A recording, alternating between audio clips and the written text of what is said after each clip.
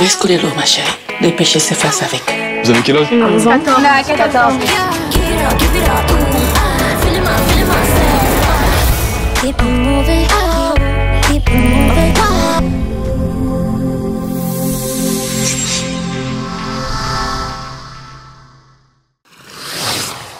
Bonjour à tous et bienvenue dans cette toute nouvelle vidéo. Aujourd'hui nous allons parler de Mignonnes de Maimouna Doucouré. Amy, 11 ans, rencontre un groupe de danseuses appelé les Mignonnes. Fascinée, elle s'initie à une danse sensuelle dans l'espoir d'intégrer leur bande et de fuir un bouleversement familial. Pour commencer, je ne vais pas m'attarder sur la polémique du film, car d'une part, j'ai l'impression que c'est ce que les gens retiennent plus que le film lui-même, et que d'autres personnes se cachent encore les yeux sur l'hypersexualisation. De plus en plus de personnes prônent la censure d'une œuvre si elle dérange. Cela a été le cas avec Woodsman de Nicole Cassel sur le personnage interprété par Kevin Bacon, qui joue un pédophile réinséré dans la vie active après 12 ans de prison. Ou encore, le clip d'Indochine College Boy montrant de façon extrême les harcèlements à l'école, où le CSA devient exactement comme ses enfants, avec un bandeau refusant de voir une certaine vérité magnifiée par la caméra de Dolan. L'hypersexualisation était déjà là dans les années 90. Le clip de Britney Spears faisait déjà débat et sera un modèle pour beaucoup de jeunes collégiennes. Miley Cyrus, après son contrat avec Disney, qui lui posa toutes les contraintes pour une jeune fille de ne pas être ce qu'elle est vraiment, se mettra totalement nue dans son clip Wrecking Ball, mettant en scène sa libération de femme. Sans oublier l'actrice Millie Bobby Brown,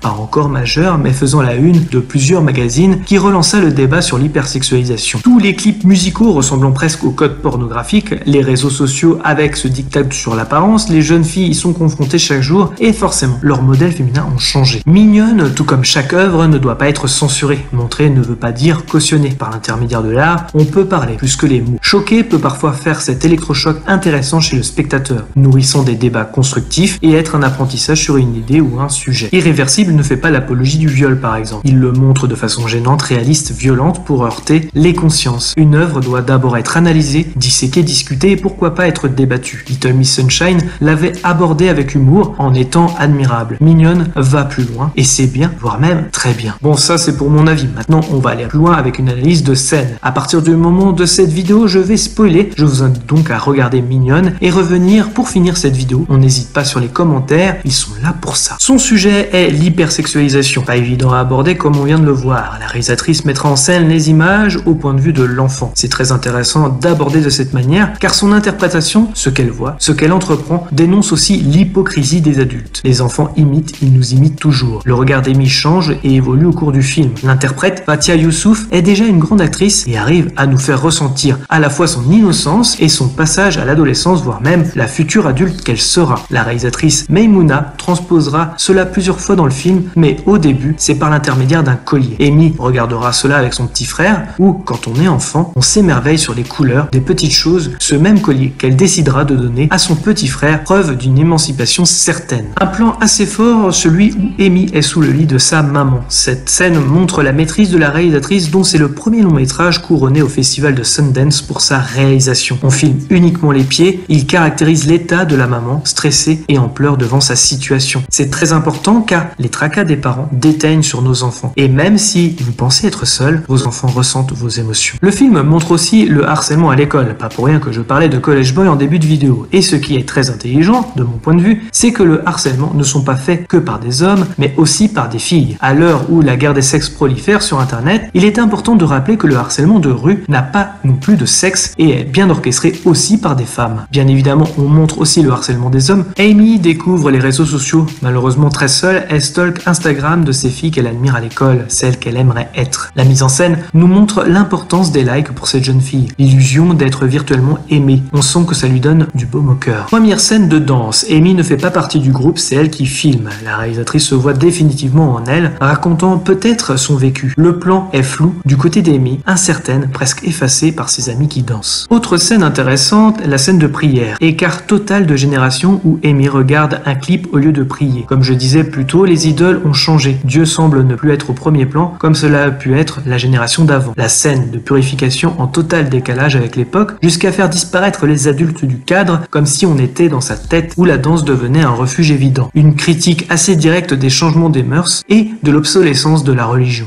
Le culte du corps est également abordé. Adolescents, certains défauts sont montrés du doigt et les obsessions à être différent, ne pas s'accepter, y est abordé subtilement. Finalement, les adultes sont très peu présents, presque absents du long métrage. Seconde scène de danse. Commençons en flou sur le côté, Amy devient cette fois presque une metteuse en scène de groupe, affinant la chorégraphie de la modernité des clips actuels. Si on parle de symbolisme, la robe bleue à fleurs est le parfait exemple. Cette robe représente le conformisme sur sa condition de femme. La fleur qui saigne est assez éloquent avant que se produisent ses premières règles. Plein de couleurs et ne dévoilant rien du corps, la robe l'oppresse, lui fait presque peur. Un plan d'ailleurs oppose les deux tenues, la femme que sa mère aimerait qu'elle soit et la femme qu'elle veut devenir. Les photos, forcément, où il n'y a plus de limite. Chaque publication a une conséquence, même les adultes sont dépassés par ces événements. Le film l'évoque sans être putassier, tout en étant violent sur les conséquences d'envoyer des nudes. On arrive à la danse finale pour le concours, un peu le but du film en soi, et le mieux reste les adultes qui montrent la réaction à l'hypersexualisation, le côté gênant refusant de voir. Finalement, aucune des deux tenues seront choisies par Amy, et elle deviendra tout simplement elle-même. Pour résumer, Mignonne est assez juste dans ses propos. J'ai noté quelques longueurs, mais finalement le sujet, la mise en scène, les acteurs sont totalement maîtrisés par Maimouna Doucouré. Opposant admirablement la religion et l'américanisation, la réalisatrice critique l'ensemble, afin de heurter les adultes qui sont totalement effacés du long métrage. Pendant la préparation, j'ai vu des filles de 13 ou 14 ans, suivies par 400 000 personnes, juste parce qu'elles postent des photos d'elles en string. Ça implique une nouvelle forme de construction de l'estime de soi, très fragile, fondée sur le virtuel, un nombre de likes ou de followers. Mignonne est un cri d'alarme. Et encore, il y a des choses que j'ai pas osé filmer pour ne pas effrayer les parents. Je n'ai pas trouvé de meilleure formule portée par la réalisatrice pour finir cette vidéo.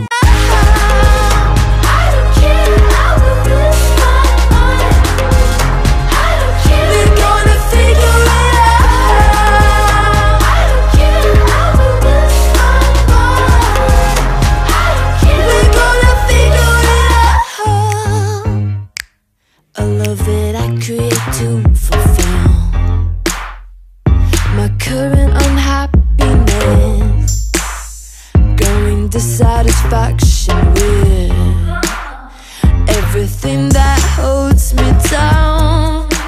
I can't describe that feeling. Merci à tous d'avoir regardé cette vidéo. Je précise encore qu'il ne s'agit que d'un avis et non d'une pensée unique. Pensez à liker, commenter, mettre un pouce bleu et d'activer la cloche pour ne rien rater. Nous sommes disponibles également sur les réseaux sociaux Facebook, Twitter, Instagram. Dans tous les cas, rendez-vous dans les salles obscures pour de nouvelles aventures.